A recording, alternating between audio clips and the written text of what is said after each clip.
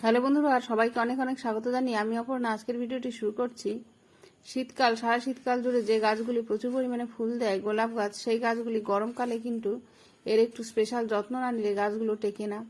বিশেষ করে হাইব্রিড গোলাপগুলো, দেশি গোলাপগুলো কিন্তু যে কোনো পরিস্থিতিতে যে কোনো আবহাওয়াতে এরা মানিয়ে নেয়। তবুও এদের কিছু দেখভাল করতে হয়, হাইব্রিড গোলাপও কিছু দেখভাল করতে হয় যাতে আপনি গাছগুলোকে এই গরমে বাঁচিয়ে রাখতে পারেন। দেখুন, এই কুড়িগুলো কিন্তু রোদ্দুরে ফুটতে না পেরে পুড়ে গেছে।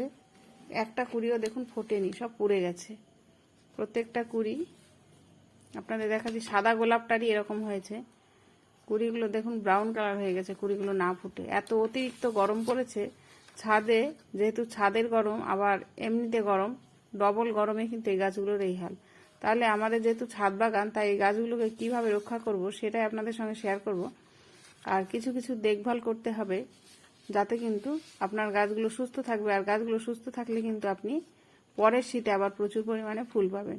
আর এই গরমকালটাই শুধু একটু দেখভাল করতে হয় গোলাপ গাছগুলোর।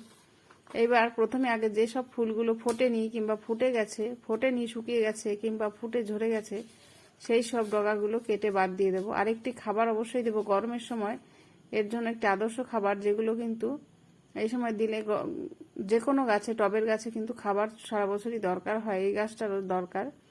তাই আমি এখন কি একটা খাবার দেবো সেটা আপনাদের দেখিয়ে দেবো, আর কি কি দেখভালের করব। সম্পূর্ণ ভিডিওটা দেখতে থাকুন। আর আপনার গোলাপ গাছটাকেও কিন্তু আপনি এইভাবে যত্ন করে সুস্থ রাখতে পারেন, কারণ এই সমস্ত টিপস অবলম্বন করেই কিন্তু আমার বাগানের গাছগুলো সুস্থ আছে। প্রথমে আগে প্রত্যেকটা কুড়ি আমি ফুল ফুটে যাওয়ার যে ডগাগুলো, সেই অংশগুলো কেটে পরিষ্কার করে ফেলবো পুরো গাছগুলোকে। আর যদি কোনো শুকনো ডাল থাকে সেটাও কিন্তু আপনি কেটে বাদ দিয়ে দেবেন। অতিরিক্ত তাপপ্রবাহ চলছে, তাই গাছের প্রতি একটু আলাদা যত্ন নিতে হবে, নাহলে এই গাছগুলো কিন্তু আপনি বাঁচিয়ে রাখতে পারবেন না।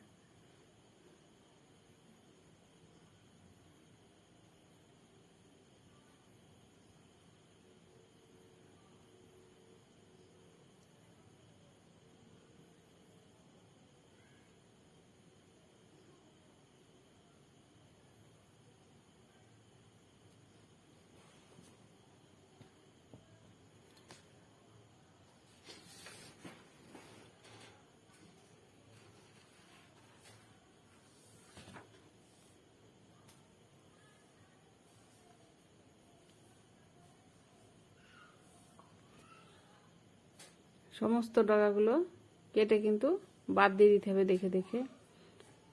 এখান থেকে আবার নতুন, আর দেশি গোলাপগুলো কিন্তু সারা বছরই ফুল হয়, তাই এই ডগাগুলো কেটে দেওয়ার পর এখান থেকে কিন্তু নতুন নতুন আবার ডগা বেরোবে, সেখানেও কুড়ি হবে। আর গরমে যে ফুলগুলো হয় সেগুলো একটু ছোট হয়। আর হাইব্রিড গোলাপেও ছোট ছোট গোলাপ হয়, কিন্তু দেশি গোলাপগুলোতে একটু বেশি গোলাপ হয়। এখানে হাইব্রিড এবং দেশি সমস্ত গাছগুলো, আর গোলাপ গাছ কিংবা যে কোনো গাছ গরমের সময় না এক জায়গায় করে রাখুন, যাতে গাছগুলো একে অপরের উপর ছায়া দিতে পারে, আর সেইভাবেই গাছগুলো বেঁচে থাকে এইভাবে। এইবার কি করতে হবে, এই গোলাপ গাছ এবং জবা গাছ, এই সমস্ত গাছগুলোকে দিনে অন্তত দুবার এইভাবে বেশি করে জল দিয়ে স্নান করিয়ে দিতে হবে, যাতে এরা গরমের পরিস্থিতিটা মোকাবিলা করতে পারে। আর অতিরিক্ত গরম যেহেতু পড়ছে, তাই গাছগুলোকে একটু স্নান করাতে হবে সকালবেলা যখন রোদ্দুর উঠবে না তার আগে, আর বিকালবেলা সূর্যাস্তের পরে। দুপুরবেলা কিন্তু করবেন না, কিংবা ছাদ গরম থাকা অবস্থায় কিন্তু করবেন না, তাহলে আবার গাছ গরমে, ছাদের যে গরম তাতে কিন্তু গাছের ক্ষতি হবে। এবার কি খাবার দেব সেটা আপনাদের দেখাচ্ছি। এখানে ঘুটে ভেজানো জল, কিংবা এর বদলে আপনারা ভার্মি কম্পোস্ট ভেজানো জল, কিংবা গোবর সার ভেজানো জল, কিংবা কিচেন ওয়েস্ট কম্পোস্ট যে লিকুইড তরলটা, সেটাও ব্যবহার করতে পারেন। এটা নিয়ে নিলাম। এর সঙ্গে আর কি কি নেব সেটা আপনাদের দেখিয়ে দিচ্ছি। এই খাবারটা দিয়ে কিন্তু গাছগুলোকে আমি সারা গরমকাল সুস্থ রাখবো। এই অতিরিক্ত গরম যেহেতু পড়েছে, এখন কিন্তু আর সর্ষের খোল ভেজানো জলটা দেবো না, ওতে কিন্তু গাছের গোড়া গরম করে দেয়। প্রথমে দিলাম, এটা হচ্ছে এমপিকে 19-19-19 ব্যালেন্স এমপিকেটা, আর দিলাম ইপসাম সল্ট।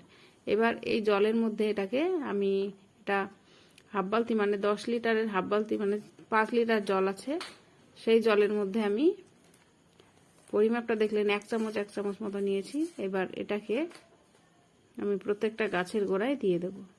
এইভাবে কিন্তু সমস্ত গাছগুলোকে আমি এই খাবারটা লিকুইডটা দিয়ে যাচ্ছি, আর এতেই কিন্তু গাছগুলো সুস্থ আছে।